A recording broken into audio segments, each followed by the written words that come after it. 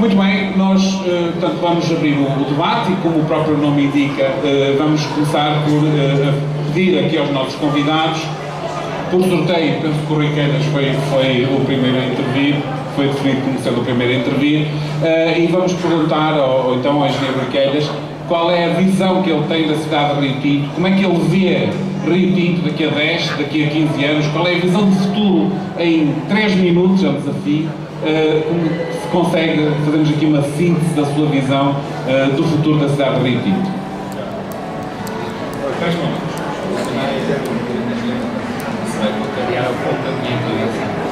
Eu queria começar do princípio de saber onde é que estamos, como é que cá chegamos, para depois não dá. É porque eu iria começar isto do fim para o princípio. Eu, se não se importa, na minha intervenção, vou chegar lá, está bem? Vamos ser pacientes. Bem, não sei se o Marco Martins quer mostrar a sua visão do futuro da cidade de Rio Tinto. Ok. Bom dia a todos, muito obrigado mais pelo convite que foi interessado pela universidade e pela vossa presença aqui hoje também para nos aturarem.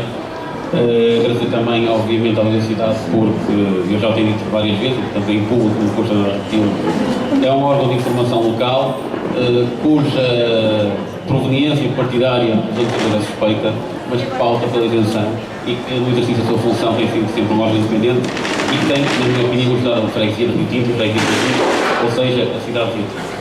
Bom, eu se calhar também, para não ser aqui injusto com o Rui Queiras, eu se calhar falaríamos, se em vez de 5, 10 minutos cada um, ele, como é o primeiro a falar, começaria, depois então abriríamos. Já agora também deixem-me que saúde com muito gosto o meu convidado do debate, ou outro convidado, o que eu convidei.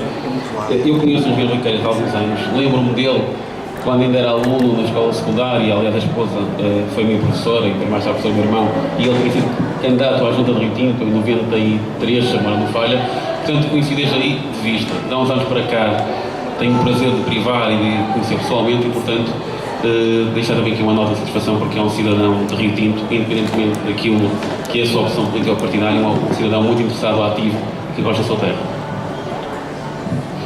Bom, vamos então dar um bocadinho mais de tempo ao engenheiro Rui Queiras para ele apresentar a sua visão de futuro da Rio Tinto.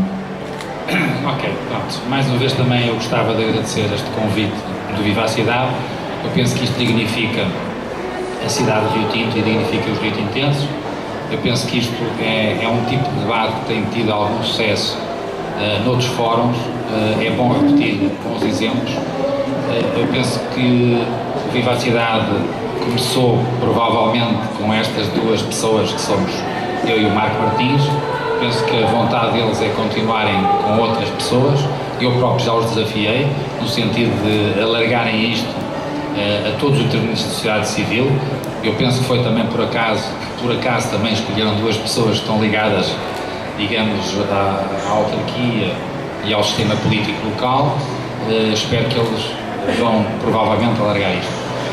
Eu não quis responder diretamente à pergunta porque acho que isto era, se me permitem, era começar pelo fim. Eu acho que nós temos que perceber um bocadinho o nosso código genético para percebermos para onde é que vamos, então temos que perceber como é que cá chegamos. Era aqui que eu queria dizer. E eu começaria muito rapidamente por vos dizer que, passando um bocadinho pelo país, nós temos que entender que o país, apesar de todas as vias de comunicação, quer autoestradas, quer outras vias, o país continua a ter ainda uma zona, que é mais ou menos uma zona situada entre Braga, Guimarães e Setúbal, numa faixa de 50 km ao longo da costa, portanto eu repito, entre Braga, Guimarães e Setúbal, e 50 km ao longo da costa, que é considerada uma zona de atração demográfica e de atração de desenvolvimento. Ou seja, apesar de todo o desenvolvimento e todas as vias, esta faixa continua a ser a faixa que continua a atrair população e, por inércia, o desenvolvimento. Isto para dizer que nós estamos inseridos exatamente nessa faixa. Portanto, a cidade de Rio Tinto e a área metropolitana continuam a ter essa atração. Há um segundo movimento forte, paralelamente a este, que é a área metropolitana de Lisboa. Portanto, o país está cada vez mais a deslocar-se em relação em dois sentidos. O primeiro é esta faixa que eu acabei de referir e um segundo é a área metropolitana de Lisboa. Nós encontramos na primeira. Bom, Isto por um lado. Por outro lado, gostava também de vos lembrar um pouco, se me permitem, o conceito de cidade. Nós vivemos numa cidade e às vezes é bom perceber o que é uma cidade, o que é um núcleo urbano. 80% da população europeia, e Portugal não é exceção, a sua população concentra-se nas cidades, daí a importância das cidades e daí se dizer que o desenvolvimento se gera nas cidades. Porque é a agregação de funções, é a agregação de pessoas, é a agregação, é este mix social e económico que gera o desenvolvimento.